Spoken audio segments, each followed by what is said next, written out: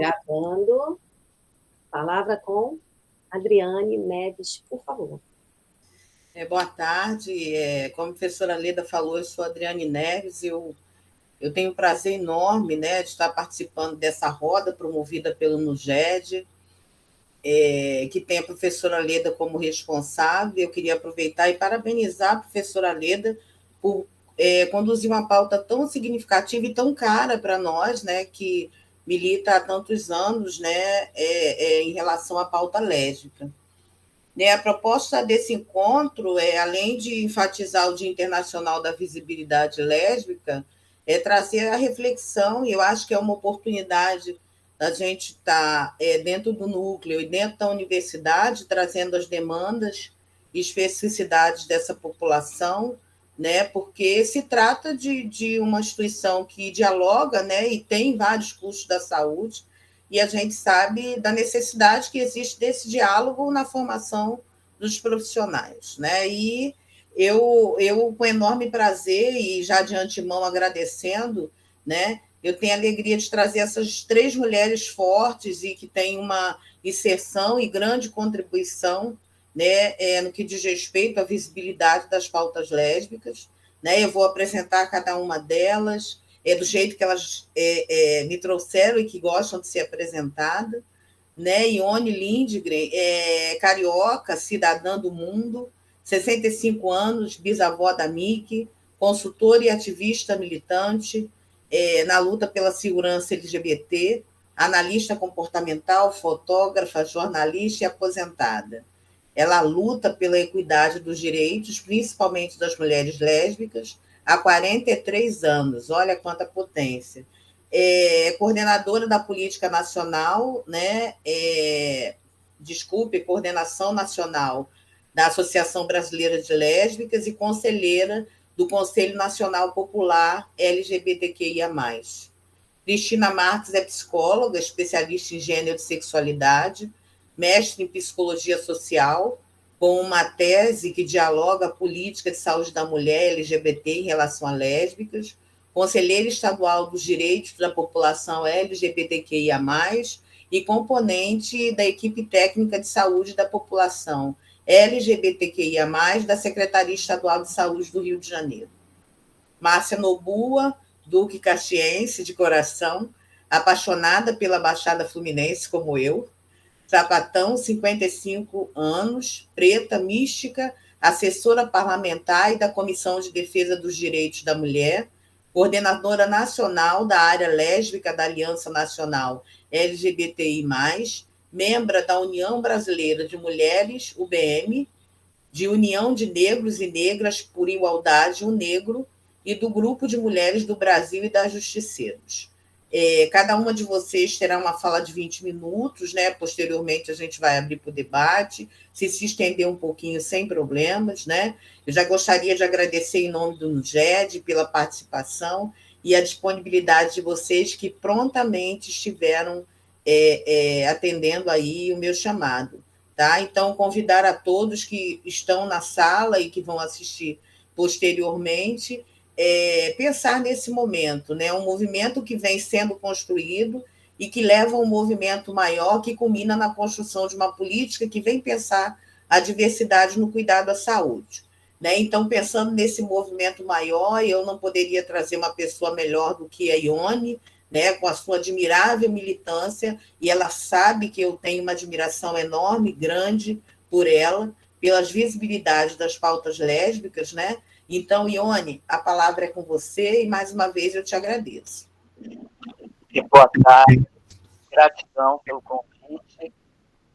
E, assim, eu acho muito, mas muito, sabe, bom que a gente saia de falar das coisas para nós mesmas, né? Porque aí a gente fica naquela coisa, já porque o grupo, porque a rede, a gente vai fazendo as coisas só para dentro.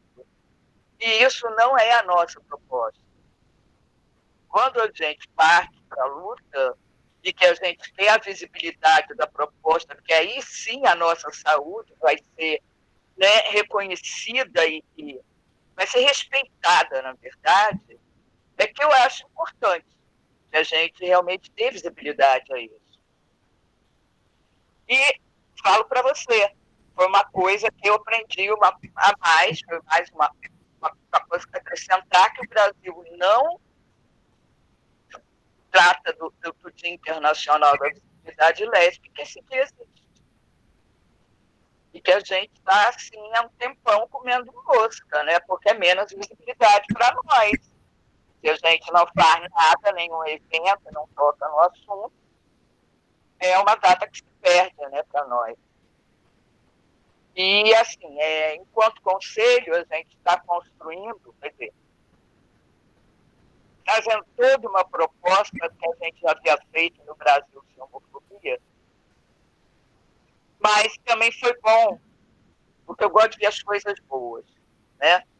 Não vou falar dos desgastes, dos governos, de nada disso. Foi bom porque ali no Brasil sem homofobia, a gente ainda subentendia que falando com um, a gente estava falando com todos.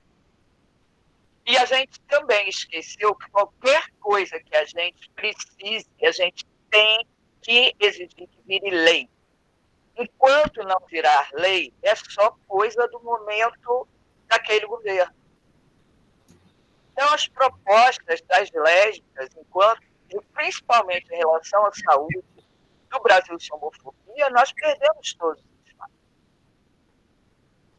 Hoje, eu ainda recebo assim, notícias que acontecem, principalmente na saúde pública, embora muita reclamação nos planos de saúde também, em relação às lésbicas que vão procurar tratamento ginecológico que não performam feminilidade. A gente tem reclamação, e aí desculpa se alguém é contra, mas eu tenho que falar dos meninos trans porque eles têm a mesma genitália que nós, e isso não é respeitado pelos médicos. Nós temos a notícia, a última que nós tivemos, foi daquele rapaz que gestou e foi, deu à luz a própria filha, e só acreditaram quando a criança estava ali saindo da maca da emergência. Não deram atenção. Então, eu acho que a gente vai até além da saúde das lésbicas. É uma coisa assim de ter que levar de novo, principalmente para a saúde pública, todas as necessidades e a garantia do atendimento. Não é porque eu não me visto de sainha, não estou de salto e não estou maquiada, que vão me atender e aí pegar aquele aparelho que faz exame e colocar um imenso. Primeiro tem que perguntar. Tem que saber da nossa orientação sexual.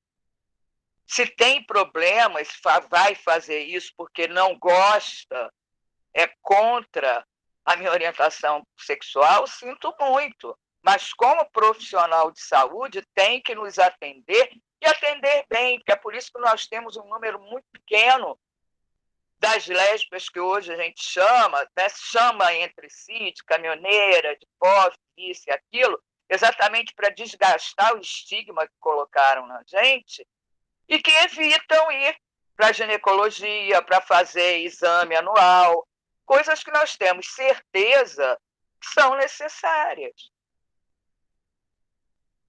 Por quê? Porque desde a entrada ali no atendimento inicial, primário, né, se eu não me engano, que se chama, até chegar ao médico, é muita coisa que se escuta, é muita cara virada ainda, e é muito assim, olhar atravessado. Sinto muito, mas as pessoas têm que cuidar da vida delas, entender que nós somos humanos, seres humanos, e temos que respeitar uns aos outros, pronto. Eu não quero saber da sexualidade alheia, mas eu quero que respeitem a minha. E assim, nós temos recebido, e isso me preocupa, reclamação de atendimentos em médicos que são de planos de saúde. Eu mesma fui fazer o meu exame anual e a minha médica não está mais no meu plano. E aí foi um médico e ele veio com bico de pato, que chama, né? Não sei. Imenso, eu falei, querido, se você colocar isso em mim, eu vou te processar.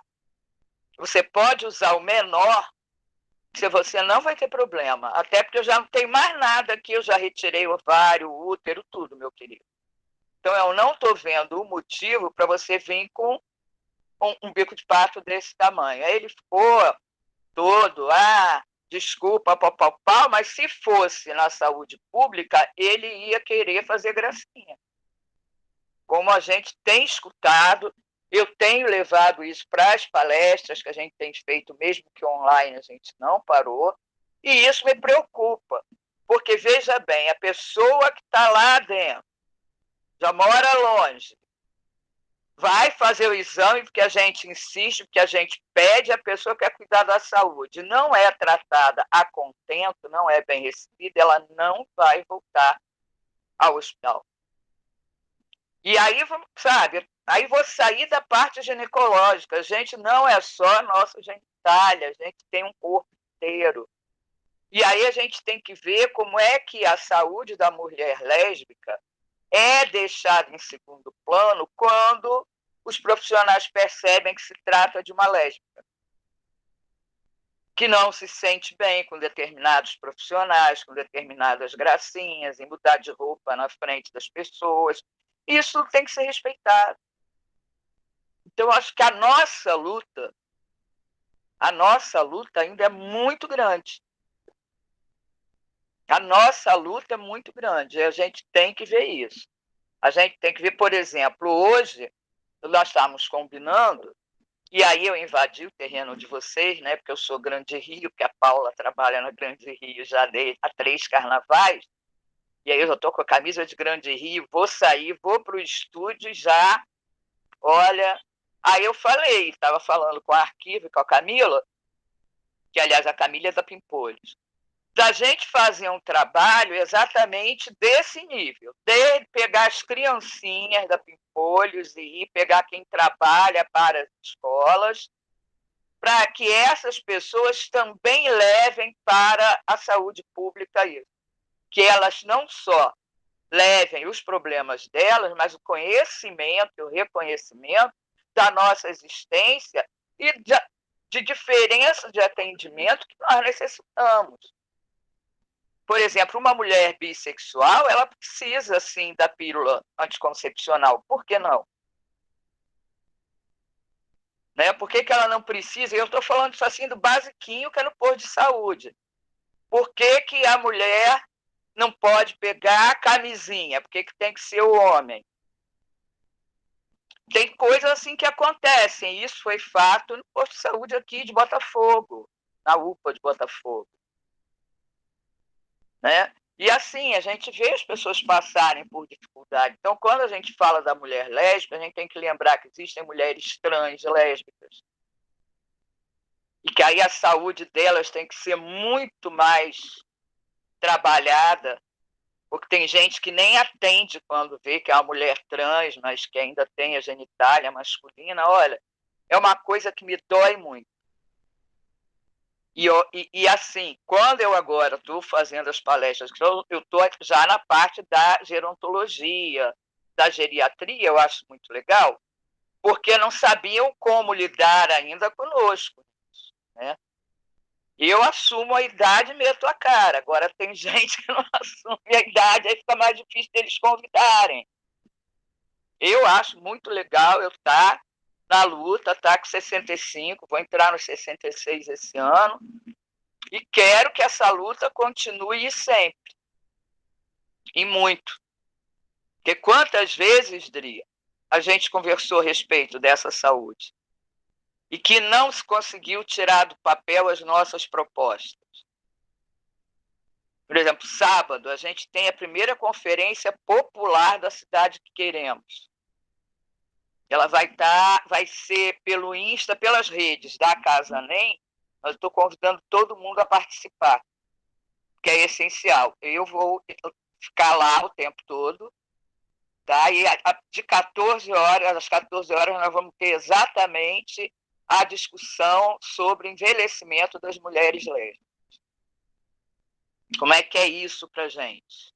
Entendeu? Eu sei que tem um monte de palavras bonitas, mas vamos falar a verdade. É envelhecimento. A minha cabeça, meu corpo não acompanha mais a minha cabeça. Você vê que eu estou aqui deitadinha, descansando meu corpo, eu vou sair. Antes eu aguentava pique de ficar 24 horas direto, e aí eu não aguento mais.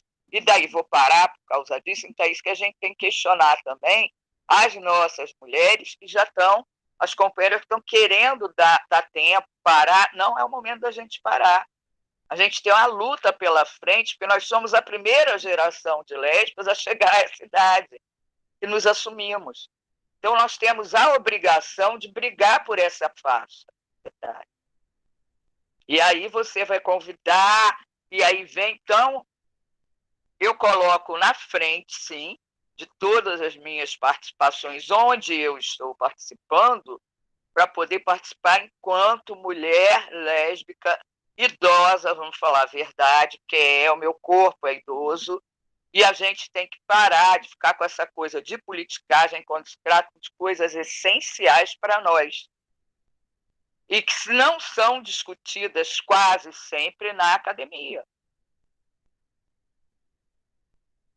Então, a gente tem que aproveitar esses momentos e parar com essas coisas. Isso aí eu estou até mandando um recado para determinadas pessoas que não estão aqui agora, que elas poderiam estar participando e participar da roda de conversa. Eu acho que, acima de tudo, nós somos mulheres lésbicas querendo cuidar das nossas e de nós. Tá? E aí, já falei muito, tá? Vou ouvir vocês. Gratidão. Eu acho que a Ione traz questões assim, importantíssimas da gente refletir, né? Diante dessas falas e falas que nos tocam, né? A gente precisa perceber por que dar visibilidade às pautas lésbicas, né? Todas as pautas. Né? Pensar nessa diversidade, até mesmo dentro das lesbianidades, né? Quando fala da jovem, da velha, fala da negra, da branca. A gente tem essa interseccionalidade, né? E é fundamental, e a Ione traz uma coisa, Leda, que você, com o seu núcleo, você, com o nosso núcleo, você bate na tecla o tempo todo, né? De pessoas que não estão aqui, que deveriam estar para ouvir esses relatos que a Ione traz, né? Então, é importante a gente pensar que nós somos mulheres diversas e que dentro dessa diversidade é preciso pensar o cuidado em todos os momentos. Né? Então, como a nossa pauta também é a saúde, né?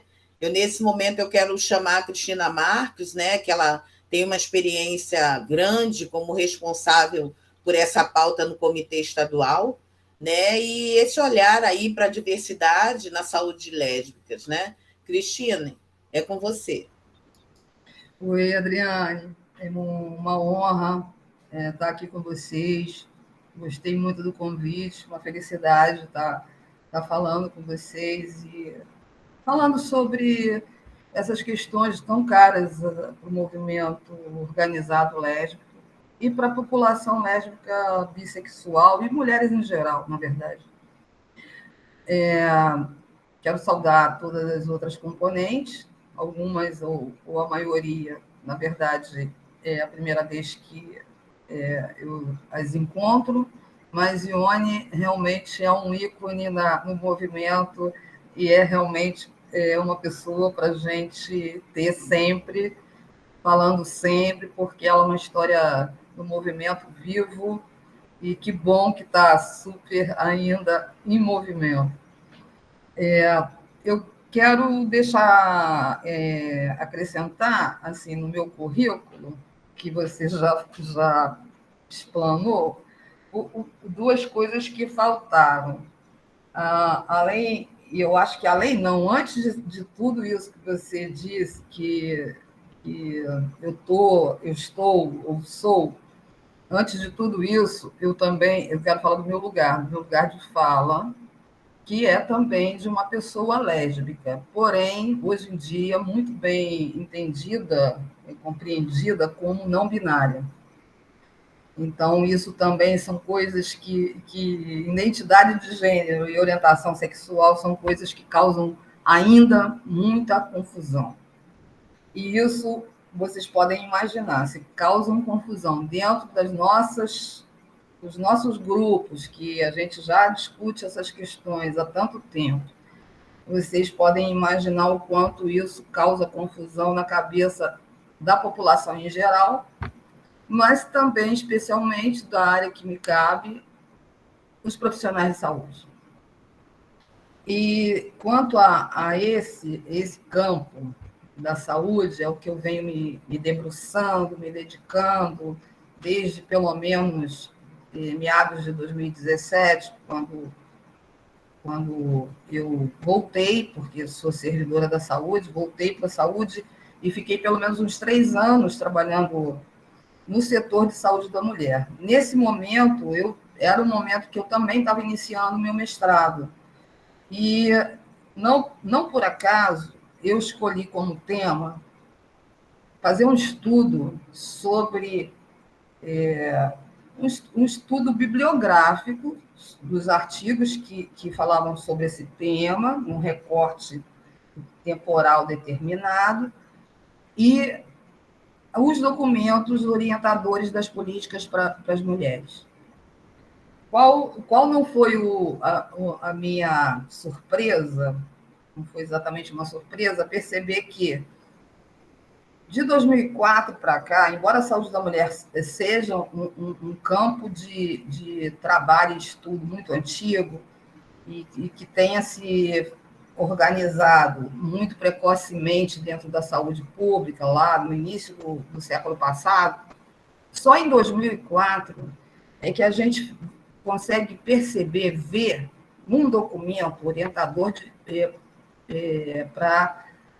políticas para as mulheres, a palavra lésbica, a menção às mulheres lésbicas. Não se fala ainda em 2004 em mulheres bissexuais. Não se fala ainda em 2004 em mulheres transexuais. Tampouco em homens transexuais. Pois, pasmem, esse documento ainda vigora e ele foi reeditado em 2011, porém, sem nenhuma alteração. Eu acho que mais importante do que descrever ipsilitri, a minha pesquisa, é falar de uma das conclusões que ficou patente de todo o meu estudo, é que tais políticas, tais documentos produzidos pelo Ministério da Saúde, com o intuito de dar diretrizes, orientar todos os outros níveis de atenção, que é a estadual e as municipais, as secretarias de saúde municipais, eles, apesar de 2004 mencionarem a existência da mulher lésbica, eles não dão nenhuma orientação ou indicativo de como produzir essa ação de cuidado. E também não dão nenhuma indicação de que as secretarias estaduais e as municipais teriam que produzir, a cada uma no seu nível, documentos que fossem assim, mais específicos, fossem mais aplicáveis no dia a dia das unidades de saúde, né?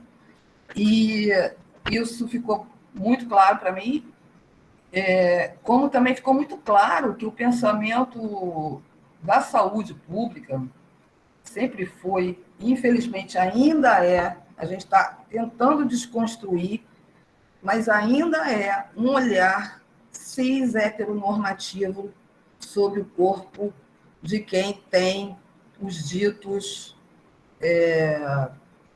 órgãos e, enfim, vestimentas e comportamento e performance feminina.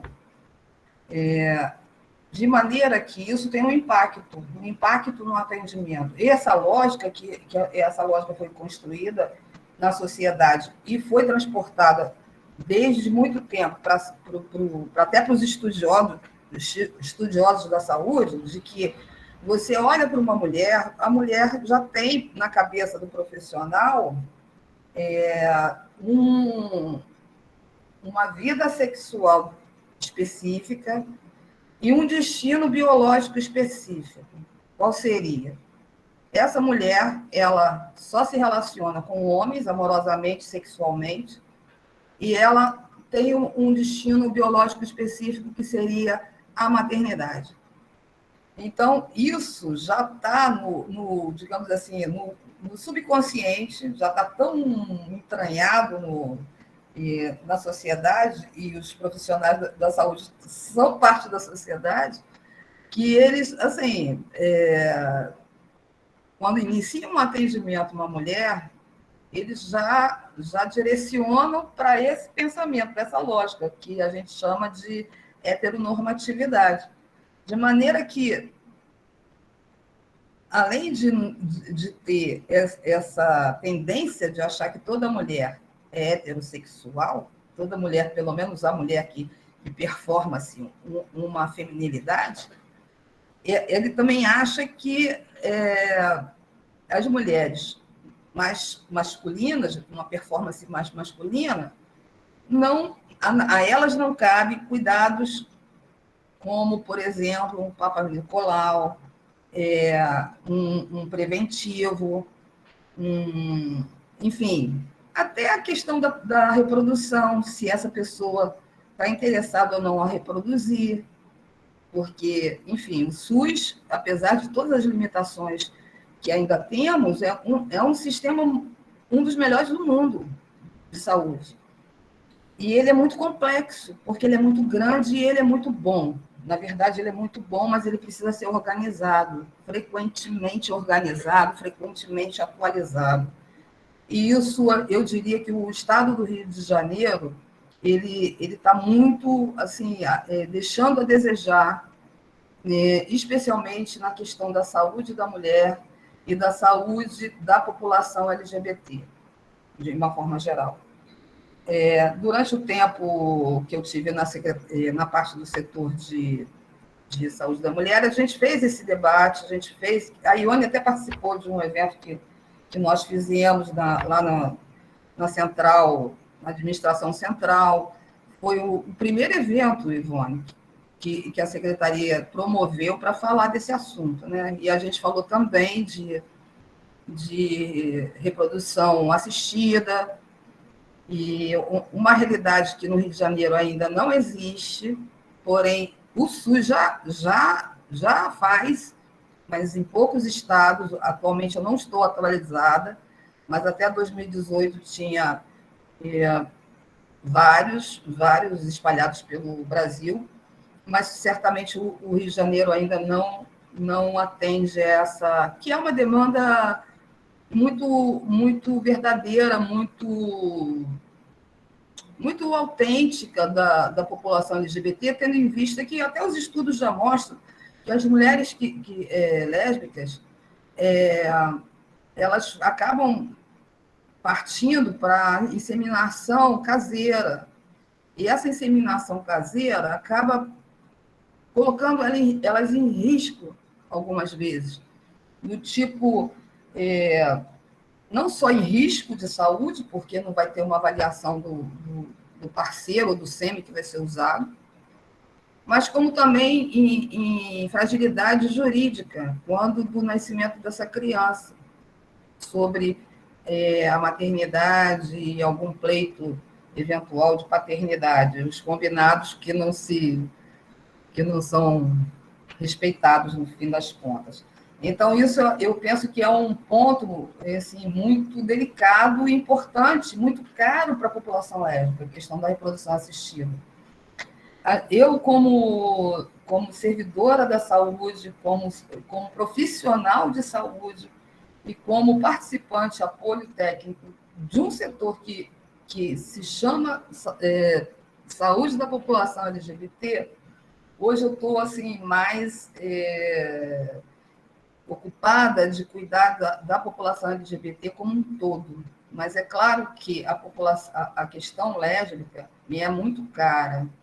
Me é muito cara porque faço parte da população, me é muito cara porque meus estudos são todos mais específicos, voltados para a população lésbica, e a gente tem feito bastante parcerias, conversas. A gente está num momento atualmente, por exemplo, de escrever e publicar o primeiro plano de ação para acolhimento e cuidado da população LGBTQIA+.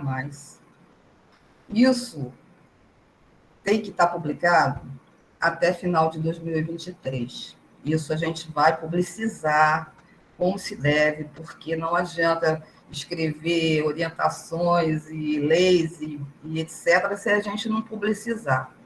Se a gente não fizer a informação chegar a quem precisa. Porque uma das coisas que a gente debate no Comitê de Saúde LGBT é que as pessoas que participam do movimento LGBT, que participam do comitê, que participam de conselhos de saúde, essas pessoas, em geral, elas são muito mais bem informadas e municiadas para enfrentar algumas situações, que não são poucas e nem são raras, de preconceito e discriminação. Só que não é todo LGBT que participa do movimento social.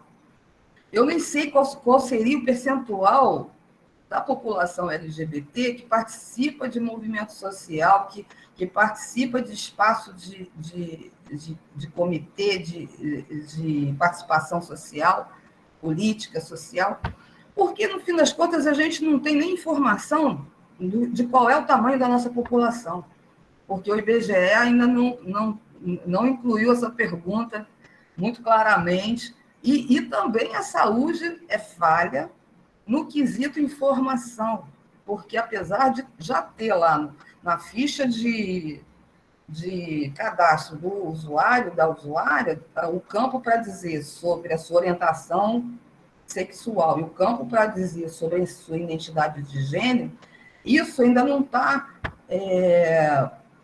compilado, digamos assim, o sistema de informação ainda não tem os mecanismos necessários para estar juntando todas as informações de todas as unidades, e o mais grave, os profissionais de saúde, que também não estão preparados ainda para preencher esses campos e para perguntar para a população sobre a sua identidade de gênero e para perguntar para a população qual é a sua orientação sexual. Eles não sabem como fazer ou não querem fazer, por questões morais e religiosas, muitas vezes. Isso também é uma coisa que a gente está tendo como foco para avançar e superar essas dificuldades. E, paralelamente a escrever o plano, a gente está fazendo sensibilização e qualificação regional do estado do Rio de Janeiro, são 9 regiões. Agora a gente vai começar com a região do Médio Paraíba, mas pegando Resende primeiro.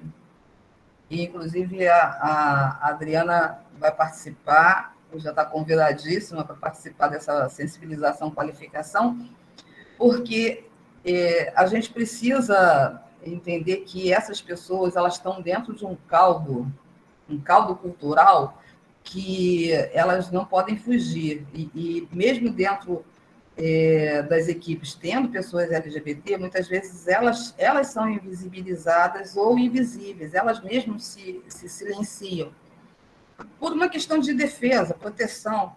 Isso também vai ser tocado lá nas sensibilizações e qualificações. Isso é uma questão importante. As pessoas, a gente trabalhar em prol, e eu falo isso da saúde, mas também é aplicável a qualquer ambiente, a educação é um deles, que as pessoas que fazem parte da população LGBTQIA+, possam encontrar um ambiente onde elas possam ser quem elas são, dizer do que elas vivem.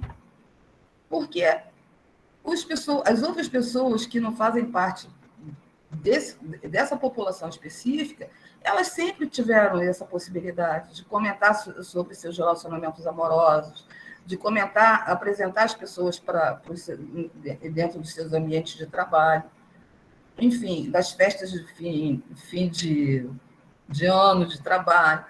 Todo esse convívio social que a população LGBT, muitas vezes, ela é privada ou se priva para se defender, para não ficar exposto e virar alvo de homofobia ou de LGBTQI-fobia. As lésbicas e os homens trans, eles têm muito esse histórico, porque não dá para a gente ignorar que tanto os homens trans como as mulheres lésbicas, bissexuais também, a gente vem de um lugar que, quando a gente nasce, já tem um script para a gente. E quando você não se adapta a esse script, você começa a sofrer uma certa pressão para se adaptar.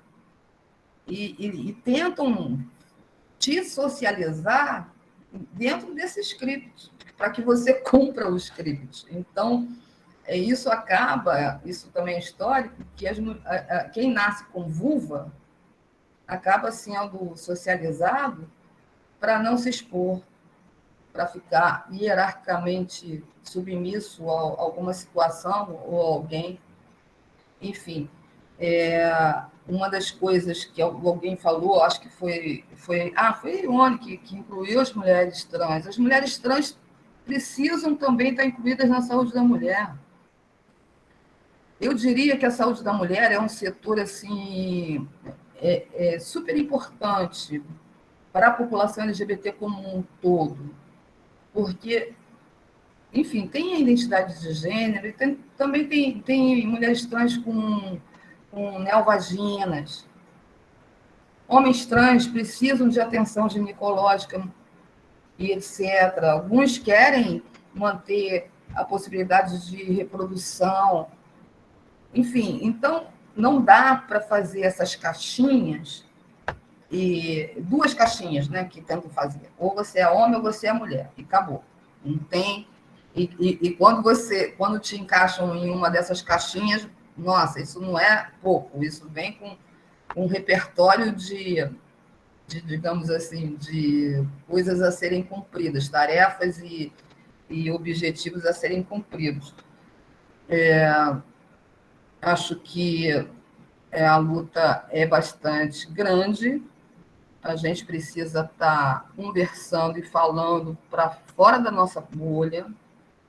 Isso é um movimento que precisa ser contínuo, e isso do nosso lugar da saúde, a gente já entendeu isso, e a gente tem feito esse movimento de falar para os profissionais, e, enfim, todo tipo de pessoa, porque, afinal de contas, isso é uma coisa que eu sempre tento reforçar, porque, a princípio, pelo menos quando eu cheguei na equipe técnica de saúde da população LGBT, tinha um coordenador que era gay, mas depois vieram outras pessoas e tinha muitas pessoas que não eram da população LGBT, e eu entendo até a dificuldade delas entenderem esse pensamento, essa vivência, essa realidade que só quem transita, quem faz parte, compreende e se afeta de verdade, porque, apesar de eu ser profissional de saúde e tudo isso, eu já fui alvo de discriminação, e eu diria que, de uma certa, posso interpretar como homofobia numa clínica de família, fazendo um exame preventivo. Então, assim, isso é muito frequente, isso não é nada raro. E a gente precisa quebrar esse padrão, isso foi um padrão que foi estabelecido. Mas, só para finalizar, só para dizer que eu tenho tentado e feito sempre nas minhas falas, dentro da saúde principalmente, um esforço para que as outras áreas, porque tem vários programas dentro da saúde, como eu falei, o SUS é um sistema grande, complexo e muito bom, mas, por ser grande e complexo, ele precisa sempre de atualização e arrumação, digamos assim, estudo mesmo, né? Eu diria até, eu costumo, estava pensando nisso no outro dia, que, sinceramente, os profissionais de saúde são formados em faculdades e etc., mas eles sabem pouquíssimo de SUS. Se alguém aqui me escutar e pode levar minha ideia à frente, quiser levar minha ideia à frente, eu acho que vai ser muito bom, porque é preciso fazer uma especialização, uma pós-graduação só sobre SUS, quem se gradua em qualquer área da saúde. Porque quem se gradua na área de saúde precisa entender de saúde pública, senão não vai fazer nenhuma saúde privada tão boa assim. E aí eu costumo eu sempre dizendo que ia finalizar, mas não finalizo nunca, mas agora eu vou finalizar para dizer que eu tento passar a ideia, que é uma ideia, ainda é só uma ideia, mas eu desconfio com quase certeza de que todas as outras populações que na saúde a gente trabalha separadamente, em todas elas, saúde, população negra, população indígena, população quilombola, privada de liberdade, enfim, portador de deficiência, idoso, e criança, adolescente e todas as outras, que tem outras que eu devo estar esquecendo, em todas elas está a população LGBT incluída, ou seja, isso significa que nós não somos exceção, nós somos a população. Obrigada. Muito bom, Cristina, muito bom. A Cristina nos traz dificuldades e ela é muito, muito enfática quando ela diz que isso sempre acontece, né? São dificuldades que cesseiam o acesso das lésbicas nas unidades de saúde, que vai vulnerabilizando. Porque se eu não tenho abertura, não me sinto parte daquele ambiente, eu não vou retornar àquele ambiente, né? E uma das coisas que ela é enfática também é quando ela diz que existe a crença errônea dos profissionais, né, no sentido de pensar a saúde voltada para a mulher heterossexual. Né? E aí existe uma grande militante, Márcia Noboa, né, que ela vem fazendo um trabalho aqui na Baixada Fluminense de conscientização mesmo nas unidades de saúde, quando ela se depara com essas situações, ela vai até as unidades de saúde e direciona, de certo modo, esse cuidado. Né? Então, Márcia Noboa, ela vem pensando a militância a partir da educação destes profissionais, né? A partir das rodas que dialogam as pautas, e vem convidando a gente para estar aqui na Baixada Fluminense fazendo esse diálogo. Tá? Então, eu gostaria de chamar a Márcia Noboa para estar passando e apresentando todos os trabalhos que ela vem realizando junto com o município, né, aqui em Duque de Caxias, junto com os profissionais da saúde, trazendo as dificuldades de acesso e as dificuldades do conhecimento dos profissionais em lidar com as pautas lésbicas. Márcia, é com você. Então, mais uma vez, boa tarde. Tá? Agradecer ao convite de estar participando desta roda de conversa. Agradecer a você, Adriane, pelo convite, e não teria como dizer não. Você sabe a admiração que eu tenho por você, pelo teu trabalho, enfim. E falar também que eu estou vendo aqui que eu estou dividindo uma mesa com potência, né? Ione é meu coração, uma pessoa que eu tenho o maior carinho. Nós temos uma filha junto, para quem não sabe. Quando a Leda estava falando da filha dela, vocês não perceberam, mas eu me emocionei, porque a minha filha, a Larissa, ela está passando por algumas coisas que a gente deveria ter assim, atenção e enfim. E foi essa última palestra agora, a fala foi muito, muito importante.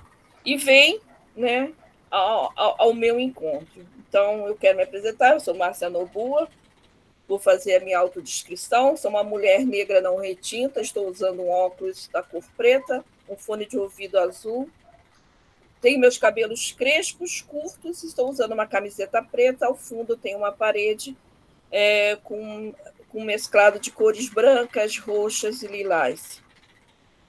Então, falar da saúde da mulher lésbica é de grande importância, não somente falar da saúde sexual reprodutiva, que temos que falar sempre, sim, né? Mas como a Ione passou, é importante também abrirmos um parêntese para o nosso envelhecer saudável e para a nossa saúde mental, que nesses últimos 2 anos, para quem acompanha, para quem está tomando a saúde, sabe o quanto nós estamos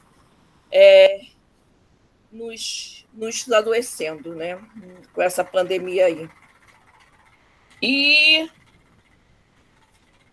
como é a saúde, na minha visão, enquanto militante, enquanto chegando nas redes, o que eu ouço, o que falta é o acolhimento.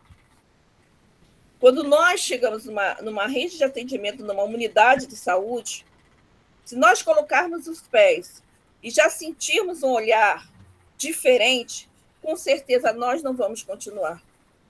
E é o que acontece. Porque nós sabemos muito bem, nós já sofremos isso, nós sabemos, já temos aquele instinto de saber quando alguém está nos olhando atravessado. E aí, ninguém procura uma unidade de saúde porque ganhou na Mega Sena, é porque está necessitando, é porque precisa. Porém, as pessoas que estão lá na porta de entrada, elas não têm esse olhar. Não têm esse olhar enquanto nos identificamos como mulher lésbica. E se nós não performamos a feminilidade, aí então nós já seremos praticamente barrada por olhares lá dos vigias. Então, existe uma necessidade muito grande de que os profissionais, sejam eles lá da porta de entrada, o vigia, o maqueiro, chegando ao médico, de ter essa atenção. E que as redes tenham uma educação continuada voltada para o atendimento da nossa população. Se você não tem esse acolhimento, se você não tem o que você mais quer, que é esse sentimento de estou sendo aceita, porque nós carregamos com a gente esse aspecto de rejeição, de estão nos olhando mal, nós não continuaremos. E se a gente não é atendida, se a gente, ao procurar, não tem esse atendimento, como será o nosso envelhecer? Como será que nós estaremos cuidando da saúde? Muitas de nós, eu tenho 56 anos, será que por ter sido negado um atendimento, não uma, 2 ou outras vezes, será que nós estamos tendo um envelhecer saudável? Será que cuidamos, né, do nosso climatério, né, da menopausa? E aí, como é que fica? O índice de mulheres lésbicas com depressão, crise de ansiedade, obesidade é muito grande. Mas sim, por essa rejeição e essa falta de atendimento. E aí, eu já digo que talvez não seja tanto por falta de informação, que as informações existem.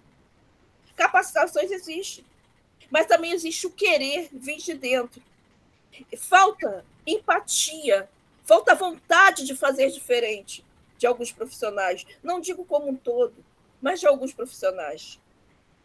É como se o paciente, o cliente, chegue na unidade e que lá o médico, ou quem seja que vai atender, sejam os donos da situação, e aí eles vão determinar o que eles querem. E muitas vezes, na maioria, não nos ouvem. Já usam padrão, igual o receituário, né? Hoje em dia o receituário já está prescrito, carimbado, ele só vai te olhar o que você tem e vai colocar aquilo na tua mão. E como? Como chegar ao atendimento? Como chegar a uma vida saudável? Se a gente já encontra esses meios. Então, o que eu chamo, o que eu faço, o que eu quero é pegar, junto às secretarias de saúde, junto aos conselhos municipais de saúde, conselhos estaduais, e trazermos isso, que é perspectiva de atendimento, lançar desafios e estratégias de fazer com que mude esse quadro. Porque lutamos por uma visibilidade, mas nos imprensam a invisibilidade.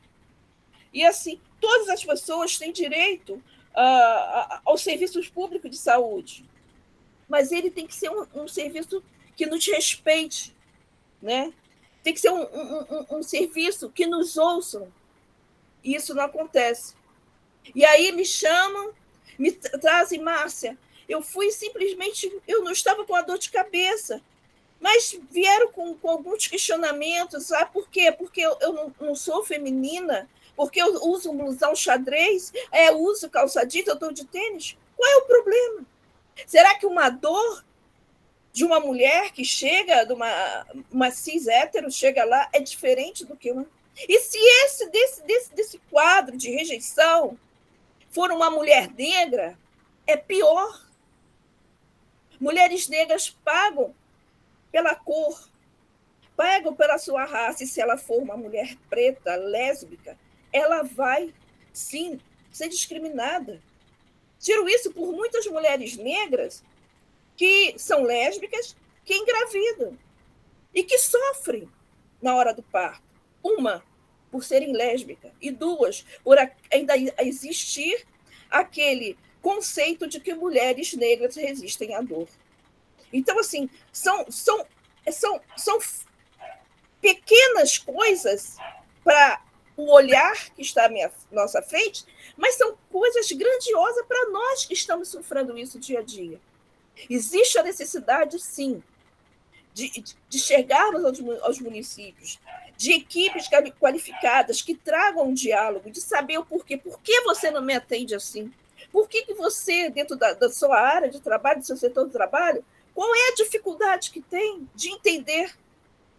Eu lembro que eu fui fazer uma capacitação em Petrópolis para a Guarda Municipal e começamos a dialogar. Foi pesado, mas em um determinado momento, quando terminou, um guarda municipal veio até mim e abraçou e falou assim, eu consegui entender o porquê. Porque é a vergonha de dizer assim, eu entendo por quê, porque podem achar que eu também sou um LGBT. Então, assim, é necessário que as pessoas compreendam, é necessário que a gente, como eu falei, arrume estratégias de fazer com que seja entendido como ser acolhido. A coisa básica dentro do atendimento da área da saúde é o acolhimento. Se você não tiver um bom acolhimento, o restante não vai acontecer. E aquele paciente ele não vai retornar. Precisa de diálogo, precisa dessa necessidade. E é isso. Então, assim, é mostrar para profissionais que se nós, lésbicas, que também não performamos a feminilidade, ou que somos assumidamente lésbicas, estamos procurando uma unidade de saúde, nós não somos a doença. Nós estamos procurando, sim, o atendimento à saúde. Porque muitas vezes nos olham como nós fôssemos a doença. Então, é um diálogo, é algo que a gente tem que conversar muito além, sabe? É tipo, fazermos uma roda, dialogar, de remeter, de fazer, de bater fundo mesmo. Porque nessa pandemia, muitas de nós se foram. Muitas estão presas dentro do quarto, com crise de ansiedade, por depressão, e não querem ser atendidas, por medo. Porque só em saber que vivemos um preconceito, vivemos uma lesbofobia, e aonde a gente procura um acolhimento, um atendimento, vão passar por isso, então preferem se manter fechado. Então, ampliar esses debates é muito necessário. Não é repetitivo, não, é necessário fazer com que pautas sejam reconhecidas, buscar, procurar, fazer rodas de conversas, sejam e nos municípios, não somente entre nós, mas que isso vá além. fazer com que aquele profissional que vai nos atender, nos acolher, nos compreenda e entenda. Porque o problema está sendo ali, aos profissionais que vão nos atender. Que por mais que a gente leve a informação, a orientação e os dados, passa por isso. Então, acho que tem que haver, sim, políticas públicas realmente que voltem, que se coloquem à frente para buscar soluções. E bater sempre na mesma tecla. Respeito. Respeito. E eu digo mais, não só a saúde, estamos aqui falando da saúde, mas na área da educação ainda é também um ambiente muito pesado e com um total discriminação. A área da educação pesa. E ali, quando a gente fala da área da educação, a gente está falando também de crianças. Crianças trans, adolescentes que já estão se reconhecendo, né? E que, infelizmente, não são acolhidos. Então, acho que eu trago para mim e levo a vocês a palavra do momento: acolhimento e respeito. Se a gente não tiver isso, a gente não avança, a gente adoece, a gente morre.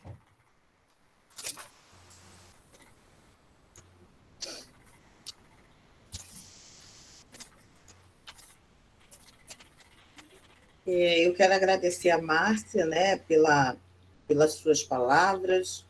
Eu acho que todas as três que passaram por aqui, elas mostram a importância de pensar além desse cuidado, né? Foi realmente um chamamento, não só aos profissionais de saúde, mas aos profissionais de educação, a toda a sociedade, né? Porque quando a gente pensa em equidade e lugar de fala, e locais iguais, e humanidade, acolhimento, a gente convoca a todos, né? E eu acho, Márcia, que esse foi um momento importante da gente disparar a relação educação, saúde e movimento social, né? A professora Leda traz para a gente essa oportunidade, né, de estar estreitando essa relação, e já de antemão eu agradeço a professora Leda e ao NUGET por esse espaço tão importante, porque nós sabemos o quanto é importante para a militância lésbica esse momento, né? Por isso que em todos os espaços nós precisamos estar ocupando, porque a gente precisa enfatizar as pautas e mostrar a importância e como anda esse cuidado, não só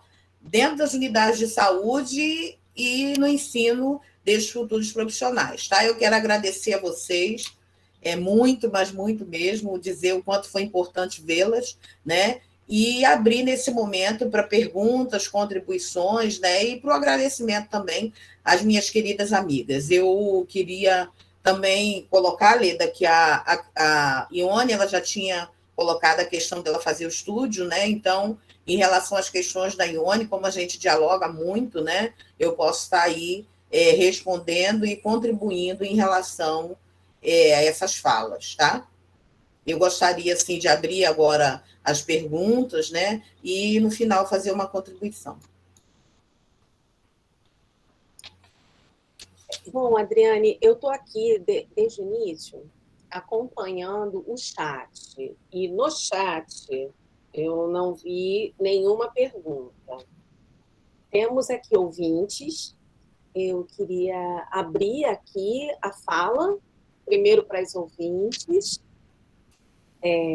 já que não tem pergunta no chat, porque, gente, pelo amor de Deus, eu tenho um monte de coisa para falar. Tá? Mas vamos dar primeiro a fala e a vez para as pessoas que vieram nos ouvir, se alguém quiser.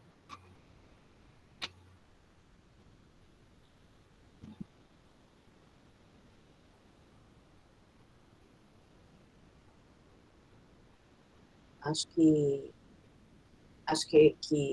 então, né, já que ninguém abriu o microfone, então vamos lá. Olha, tanta coisa que vocês trouxeram, eu não sei nem por onde começar, sinceramente. Acho que eu vou começar primeiro pelo fato de ter aberto esse espaço aqui para a pauta da saúde lésbica, né? é que, fora o fato de estar trabalhando aí à frente do MIGED, e que é um núcleo que trata do acolhimento da população LGBT no campus, o nosso campus, ele é o único campus da rede de institutos federais do Brasil que tem cursos de saúde, cursos de graduação de saúde. Então, um pouco antes até de todos vocês chegarem, da gente abrir essa sala e tal, estava conversando aqui com a Adriane, eu não tenho experiência em magistério anterior ao IFE.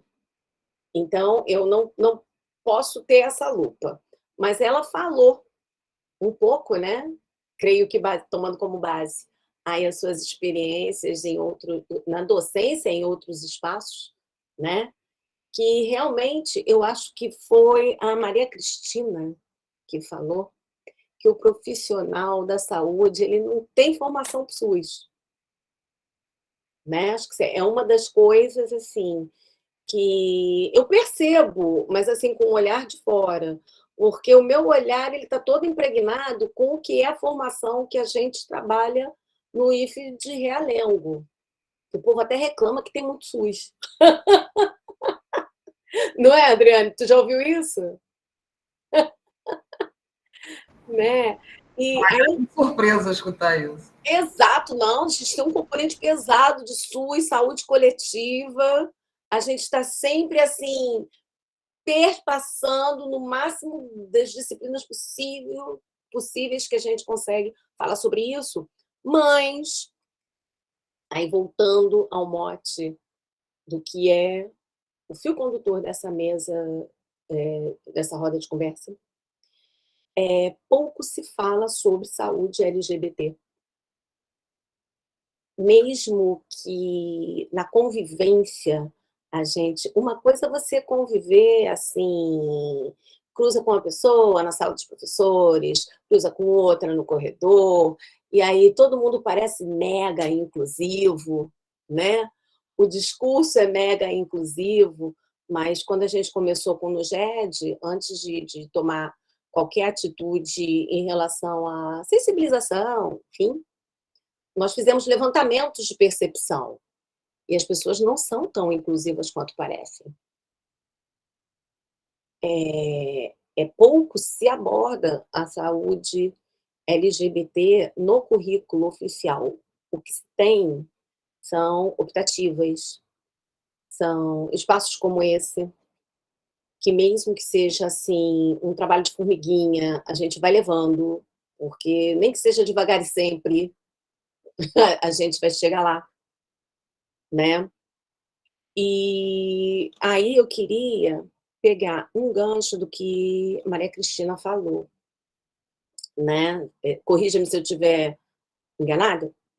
Você falou que teve a oportunidade de trabalhar, né, com a questão de diversidade, saúde LGBT, com várias pessoas, inclusive com pessoas não LGBT, né? Assim, no caso, eu sinto que eu tenho uma certa dificuldade, mesmo que eu seja o mais sensível possível à pauta, por não ser LGBT, né? Eu sinto, primeiro, a dificuldade, né,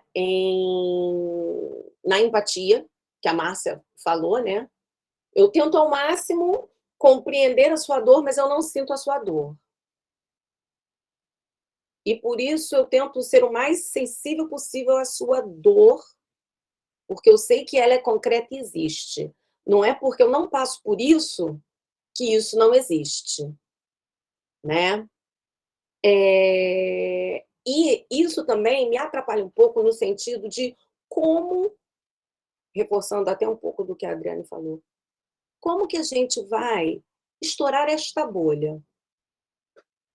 E eu acho que foi a Ione que falou que é muito legal a gente estar falando entre nós, e a impressão que dá é que a gente está sempre rodando em volta do umbigo.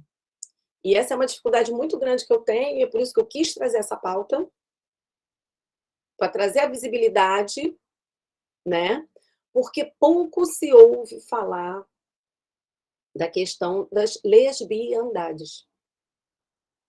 Então, queria ouvir um pouquinho da Maria Cristina, que eu comecei a estudar e buscar referenciais teóricos da população LGBT, e é impressão minha, ou de fato há essa escassez de leituras acadêmicas, referenciais teóricos para lésbicas. Como é isso? Para mim? Vai para você. Leda, olha, ao tempo que eu fiz o levantamento de artigos, artigos que foram produzidos a partir de pesquisas, especificamente para a população lésbica, que foi um recorte temporal de, se não me engano, 2016 a 2018. Encontrei poucos, especialmente falando de saúde lésbica no Brasil. Tem muita coisa no nível internacional, mas no Brasil a produção ainda digamos que é um tanto quanto escassa. Porém, essa escassez, eu acho que está sendo superada gradativamente. Eu penso que a partir de, talvez, 2015 para cá, talvez você possa fazer uma pesquisa e já incluindo 2021, encontrando mais informação e pesquisas sobre a população lésbica. Sobre a outra questão que você levantou, furar a bolha, é importantíssimo. É muito importante furar a bolha. E eu penso que a estratégia que a gente vem e precisa utilizar, a gente vem tentando fazer isso na saúde, de uma forma geral, para a população LGBT de uma forma geral, mas falando especificamente da população lésbica, é importante, porque quando você diz, eu sinto, eu entendo a sua dor, mas eu não sei qual é a sua dor. Eu sinto a sua dor. Sim, isso é real, isso é fato. Eu, da área de psicologia, eu não poderia discordar e nem achar que você teria que fazer um esforço de sentir minha dor, porque, enfim, a gente pode escutar e ter empatia a partir do relato, da sensibilidade, mas estar no lugar é outra coisa. Mas penso que a gente furar essa bolha em relação à saúde da mulher, né, especificamente, em diálogo com a saúde da mulher lésbica, seria e será um ganho enorme para todas as mulheres, especialmente no que se refere à saúde pública. Eu só posso falar mesmo com mais propriedade da saúde pública. Porque, a partir do momento que você vai encontrar um profissional sensibilizado, qualificado, para querer te conhecer, para querer saber, não ter aquela fórmula já na cabeça de que você é hétero, de que você está no momento de tendo relações ou não está tendo relações com homens, que você tem planos, dependendo da sua idade, de engravidar e ser mãe, que ele considere que existem mulheres lésbicas, que ele considere que existem mulheres bissexuais, que ele considere que existem mulheres que transam com mulheres, e isso também é outra categoria, e também considere que a sexualidade, não só feminina, mas já que a gente está falando da feminina, ela não é assim uma coisa estanque. Tem um trajeto a vivência, e cada fase da vida, mesmo para as mulheres lésbicas, pode ser que em algum momento ela teve experiência sexual com um homem, sim. Até para que ela que se reconhece, identifica como heterossexual, ela pode ter tido, ou está tendo, um interesse sexual por outra mulher, sim, um desejo sexual por outra mulher, sim. Então, assim, quebrar esse paradigma de que eu olho para você e sei quem você é, e o que você quer, o que você vive, isso é fundamental para a saúde, para os profissionais em especial. E aí, quando você quebra esse paradigma de várias categorias da saúde, que aprendem muito fortemente lá na academia, conceitos que são muito ligados à biologia, e que desconsidera, tem dificuldade grande em lidar com a subjetividade de cada usuário, de cada pessoa que recebe. E isso, quando a gente fala de saúde LGBT como um todo, especialmente a lésbica, a gente vem questionar essa lógica que estabelecida, essa cis-heteronormatividade que está entranhada no subconsciente, nas relações, nas falas, nos convívios, nas dinâmicas, na produção de ação, de serviço, de profissionais de saúde, a gente acha que todo mundo vai ter ganho. Todas as pessoas vão ter ganhos quando o profissional de saúde entender que as pessoas são diferentes e eles precisam olhar para a pessoa que está sendo atendida. Se tem uma dificuldade lá na formação de tratar da subjetividade, eu acho que isso é outra dificuldade de formação, porque eu estou falando isso porque a partir de algumas experiências que a gente e convívio que a gente tem com residentes de saúde lá na secretaria, e alguns escolhem estar na nossa área, etc. A gente vai conversando, e eles falam claramente, não, lá universidades públicas, tá? O UF, o FRJ, a UERJ, Unirio, etc. Não, a gente não fala. Não, olha só tem uma cadeirinha que fala, só tem isso aqui, eu corri para cá para fazer essa residência, para poder saber alguma coisa sobre isso, porque está muito na mídia, está na vida, enfim, não dá mais para fingir que essa população não existe. E eles sabem que vão encontrar essas populações, sim, às vezes eles próprios fazem parte da população. Pois é. Então, assim, penso que furar essa bolha é falar, tirar também, fazer esse questionamento. Não, olha só, você não vai encaixar as pessoas numa caixinha e rotular a partir do seu olhar, porque as pessoas não são tão encaixáveis assim. As pessoas são diferentes. E isso, para você ter um bom atendimento, você não pode...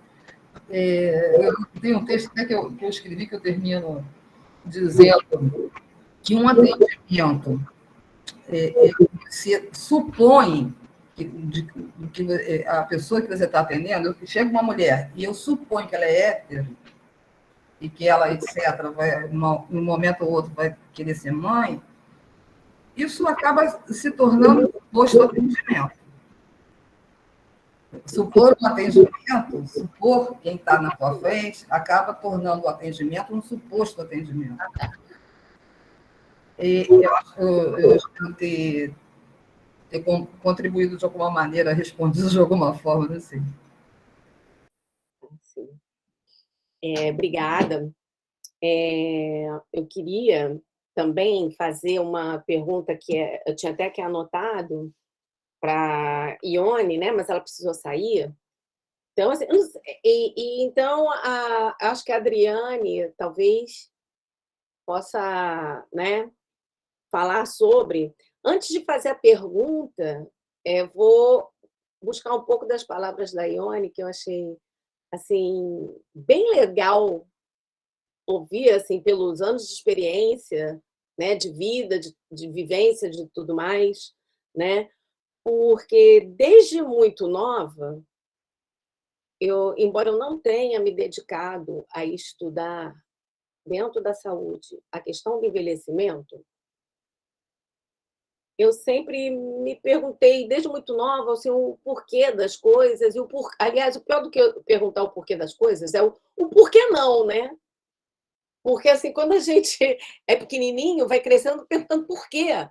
É aquela coisa irritante, né? Eu rapidamente mudei minha pergunta do porquê das coisas do porquê não.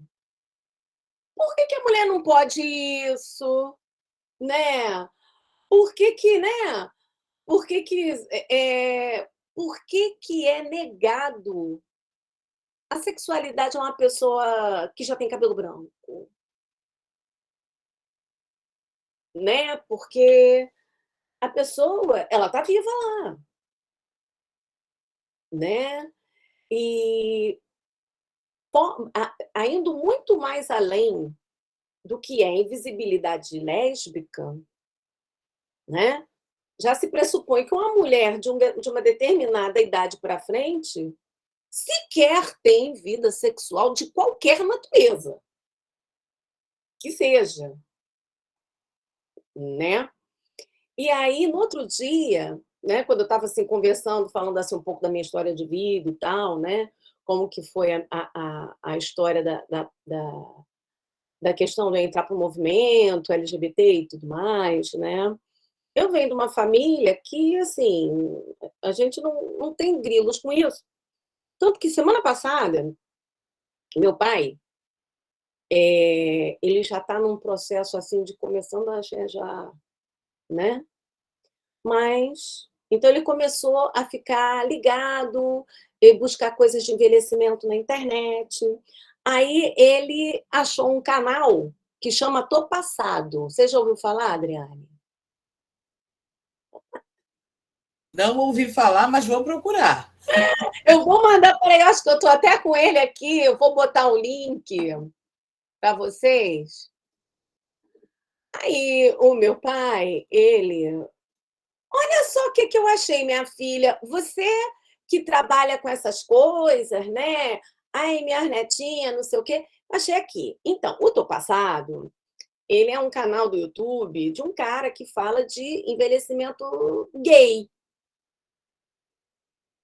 Mas aí a gente retorna. E tanto que o vídeo que o meu pai me passou, eu vou até ver se eu localizo aqui,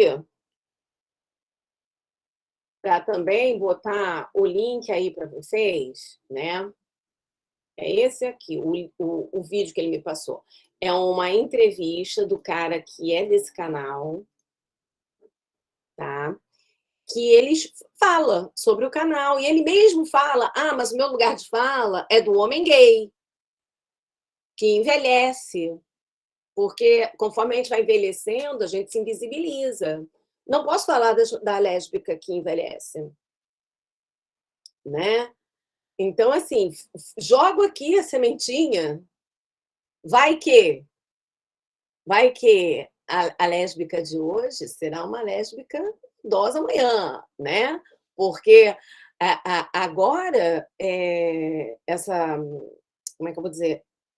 Essa geração está toda apropriada dessas ferramentas, né? Vamos ver se aparece uma outra, né? Um outro canal que trate da questão, né? Porque eu vejo que é muita negação, né? A mulher não pode ter sua sexualidade sem o homem, a pessoa de idade não pode exercer a sua sexualidade, que é quase que um pecado, um tabu, né?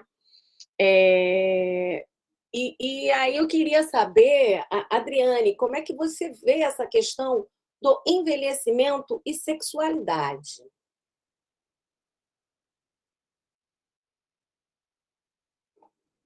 A Adriane congelou?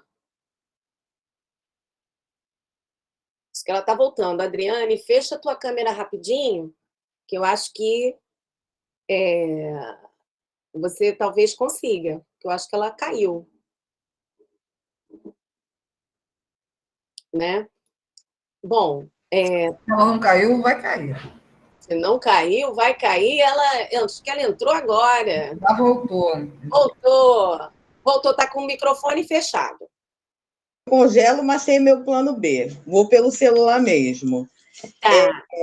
Eu acho, Leda, que Ione e Márcia Noboa também vem militando nessa área, né, da lesbianidade e envelhecimento, né, mas como você mesma trouxe, né, não é meu local de fala ainda, mas como eu venho acompanhando as meninas, como você bem trouxe, quando as pessoas chegam, né, na questão da maioridade, né, da idade melhor, começa a ser invisibilizada sim, né? No sentido de pensar, e aí a gente traz a questão não só da lesbianidade, mas a questão de vida, né? Quando meus pais começaram a envelhecer, a gente começou a pensar nessas questões enquanto filho. Quando meu pai faleceu, a gente começou a se preocupar com a mamãe se ia casar de novo, né? E de certo modo, desconsiderando a existência da sexualidade ali, né?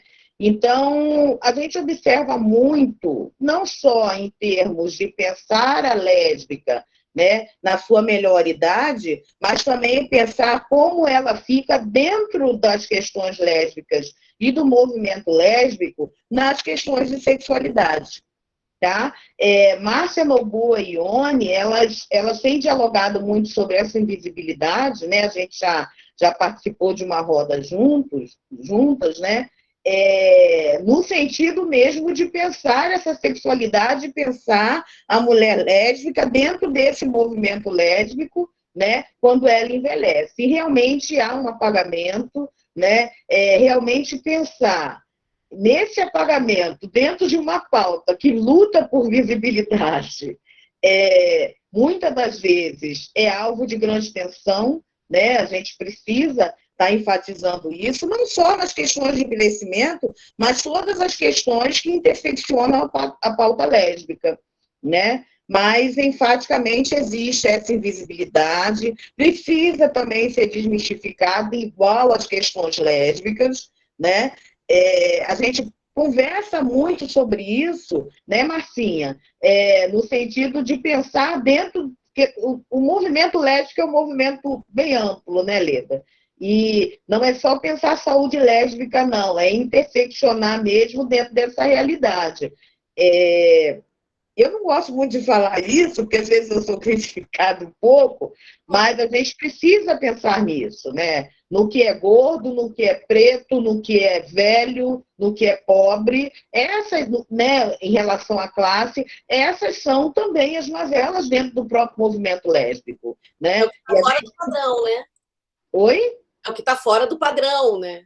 Sim, é o que está fora do padrão. E dentro do próprio movimento, o que está fora do padrão, algumas vezes é alvo de questionamentos, né? Eu falo muito com a Márcia, né, Márcia? Uma pauta que briga por visibilidade, quer dizer, quando eu entrei no movimento, né, que eu já entrei tarde, uma pauta que briga tanto por visibilidade, a gente encontra visibilidade dentro dessa própria pauta, né?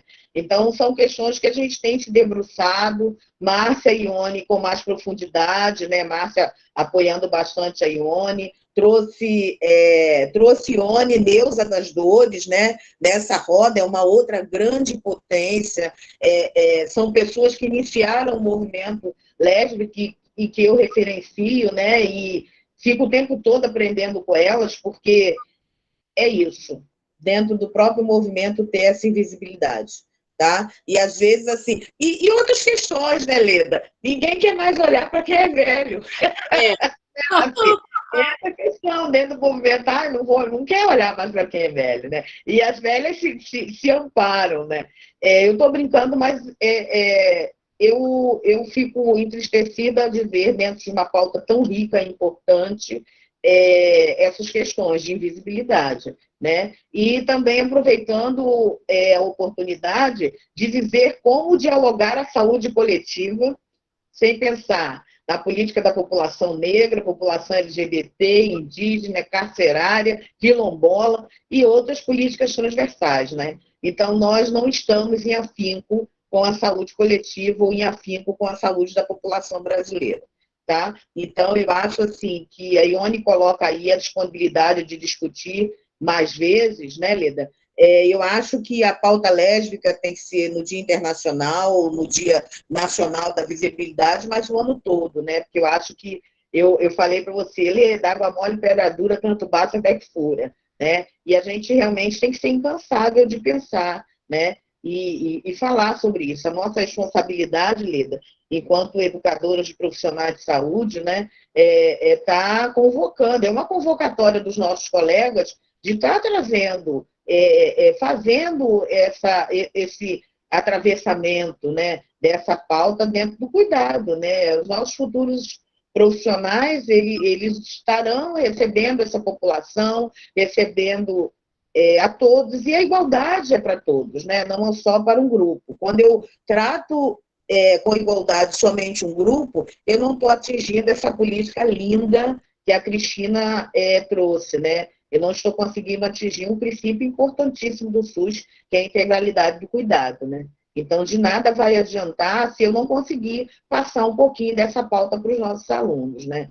Isso daí eu acho importante. E aproveitando a oportunidade, eu e a professora Lúcia, nós temos trabalhado com os alunos situações, problemas relacionados à população LGBT, e tem sido Cristina e Márcia, né, dando a minha devolutiva, que eu sempre falo para vocês, né, infelizmente o Ione não está aí, mas a minha militância é na academia, né, eu posso não ser aquela que vou marchar na rua, mas a militância e o meu compromisso, que vocês sabem disso, que me acompanham há muito tempo, a minha militância é enfatizar para os futuros profissionais de saúde e para os profissionais de saúde a nossa responsabilidade com essa população. E que nós temos uma dívida.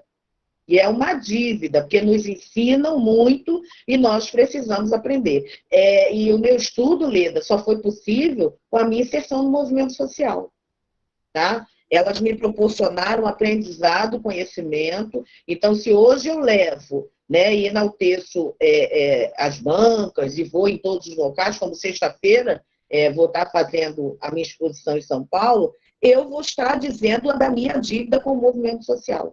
E a todo momento em que eu falar de gênero, eu vou estar trazendo a minha grande dívida ao movimento social com esse estudo.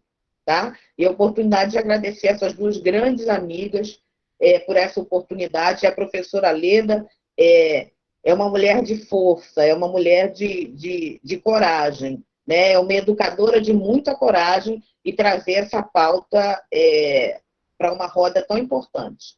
E mais vezes, Leda, vamos fazer mais rodas, vamos fazer essa roda de aqui, ó, a caçolinha já está. Então, como a Adriane falou, e aí eu vou querer comentar algumas coisas com a Márcia também, né? Mas antes disso, eu só comecei também a pensar sobre a questão depois que eu entrei para o movimento do Mães pela Diversidade, e agora eu sou do Mães pela Resistência, que é um grupo também que se originou, né, do Mães pela Diversidade. Mas eu estou nos dois, né? E é aquela coisa, cada um luta com a arma que tem. Então, a arma que eu tenho é igual à arma que a Adriane tem. É a palavra, é a sensibilização, o trabalho de formiguinha na sala de aula, está sempre falando, está sempre incluindo, está sempre, né? A gente está sempre, né, voltando aquilo, né? Mas o que eu queria comentar com a Márcia primeiro, eu não entendi. A sua filha chama Larissa também, Márcia? Sim, sim. Minha filha chama Larissa. Não, é porque você falou da sua filha, que a sua filha, jovem, fechada no quarto, a minha filha está passando por isso, eu estou fazendo acompanhamento dela terapêutico, que ela sempre foi assim muito fechada, ela está com 20 anos agora, é uma menina muito inteligente, é uma super cabeça, tem uma atitudes bacana, mas infelizmente tem esse lado dela, a fobia social, tem a ansiedade, e aí me fez assim certos parâmetros em relação a uma coisa e outra, me fez lembrar um pouco dela.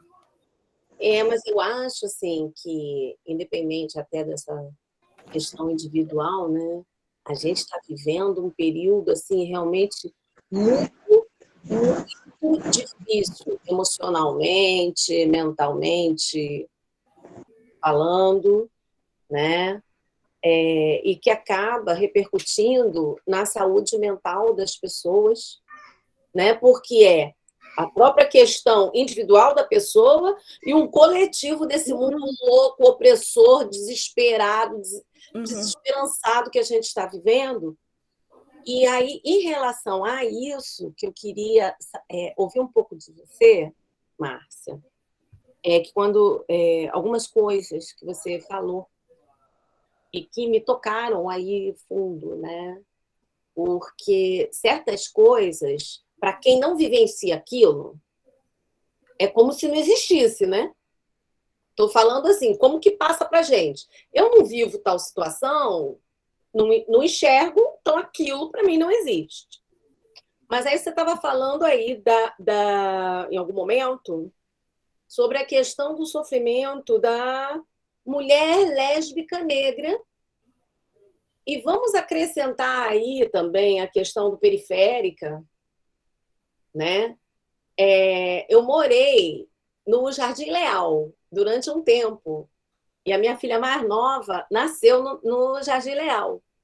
Então, a minha filha mais nova, ela é caxiense de nascimento, né?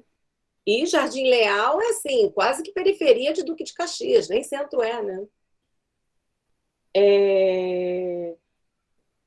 Assim, aí conforme você está falando, uma coisa assim, uma situação que me passou pela cabeça. É recorrente numa situação dessa, até mesmo por vulnerabilidade econômica, uma mulher negra passar por um relacionamento hétero, engravidar e etc e tal, por conta de vulnerabilidade econômica? Isso é fato. Isso é fato. E dentro da minha fala, né, que eu estava citando em relação a uma mulher lésbica negra, quando ela se coloca, quando ela quer ser mãe, quando ela vai ao seu atendimento, uma já é complicado para o atendimento, né, pré-natal, quando ela já vai com a sua companheira.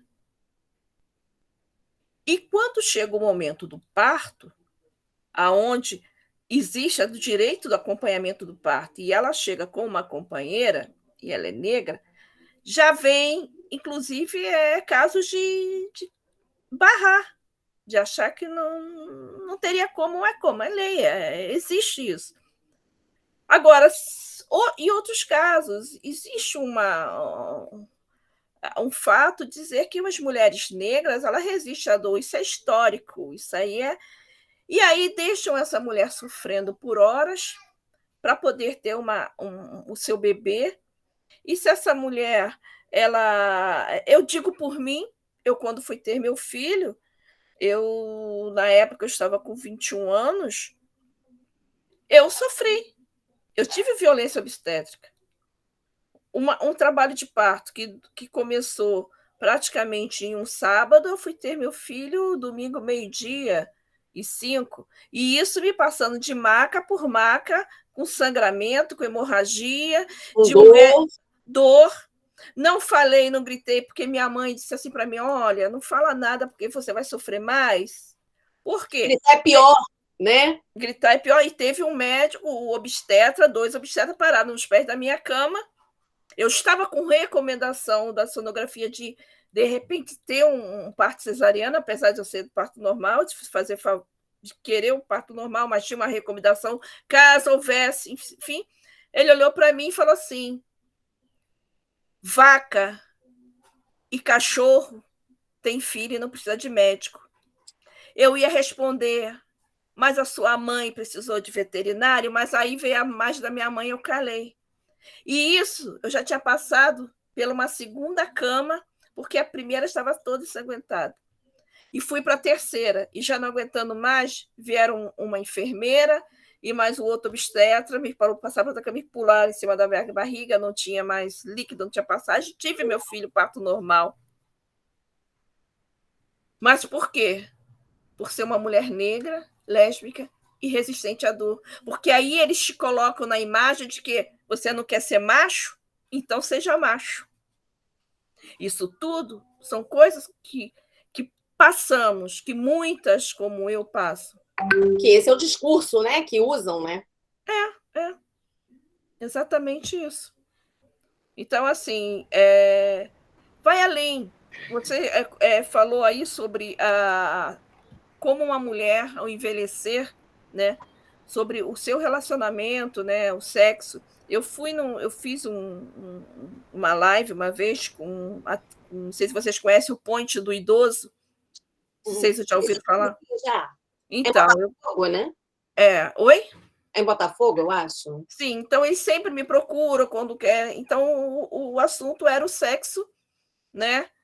Da idade 55 mais, né? 50 mais. Como é? Então, assim. E não era somente. Eram mulheres cis, né? Hétero cis, eu como lésbica, falando sobre minha pauta, as outras não eram. E a colocação é a seguinte: eu acho que nós, ao envelhecer, a gente tem que desmistificar essa coisa do envelhecer como um todo. Eu acho que a gente tem que se olhar e se querer, em primeiro lugar. Que as pessoas nos olham, ao envelhecer, eu observo muito isso, que você faz parte de um núcleo, de um todo. É isso. Aqui você aqui você é uma criança. Você, conforme vai envelhecendo, a idade vai passando, não há uma junção, não, há uma separação. A tendência é o afastamento daquela sociedade que está em torno de você. E quando você envelhece, as pessoas acreditam que quem envelhece não pratica, não faz sexo, não faz amor. Só que isso vem da gente, vem o querer. Não é o envelhecimento que vai te afastar das tuas práticas sexuais. É você, a partir do momento que você se deixa levar por essas pessoas. Então, eu trabalho muito isso com as pessoas que ainda têm uma idade mais avançada, que chegam a mim, é isso. Não, procure você. Muitas perderam suas parceiras. Eu sei que isso mexe muito, mas vamos fazer o contrário. Vamos fazer com que, se ela estivesse ao seu lado, respire. Dê isso para ela em outra dimensão, enfim. Mas, assim, a prática sexual é vista com... Existe o preconceito entre as mulheres, entre o movimento lésbico. Entre as nossas existe esse preconceito. Por quê? Muitas nos olham, vêm nos olhares, muitas lésbicas novas, olha, há um interesse se somos solteiros ou não, mas só querem no sentido de buscar conhecimento, buscar alguma coisa e o descarte. Outras querem aquela mulher, quando há um relacionamento, e muitas de nós, que já tem nossa faixa etária de idade, mas aí ela quer aquela mais jovem. Não, porque eu quero a jovem para me deixar mais jovem, mas não. Existe isso entre nós. Então, as pessoas têm que aprender a trabalhar, a ter o amor próprio, a se reconhecer como tal. Se a partir do momento que você não se quer, não se queira, não se ame, não se deseje, você não vai conseguir desejar ninguém, nem amar ninguém. Eu falo que nos relacionamentos, em primeiro lugar, não é o amor, é o respeito. Se não houver o respeito, não existe amor. E você também se respeitar a você, ao seu corpo, a se querer, a se amar. Se você está velha, se você envelheceu, se você está gorda, se você é baixa, se você é alta, se você tem cabelo, se não tem cabelo. Porque em algum momento alguém vai te olhar do jeito que você quer que você se olhe. Mas, em primeiro lugar, você tem que passar por cima disso tudo e se querer bem, se amar. Se você não se amar, ninguém vai amar melhor do que você a você próprio. Então, isso é bom que as pessoas trabalhem, e eu me reconheço assim, eu sou uma pessoa que eu me quero muito bem, eu me amo, eu me olho, eu posso estar do jeito que for, toda ferrada pós-Covid, mas eu estou ali. Capenga, mas eu estou ali. E eu acho que isso é importante. E é importante que o sexo está na mente, não está no corpo. E se sua mente for preparada para isso, você faz sexo sozinho, amor.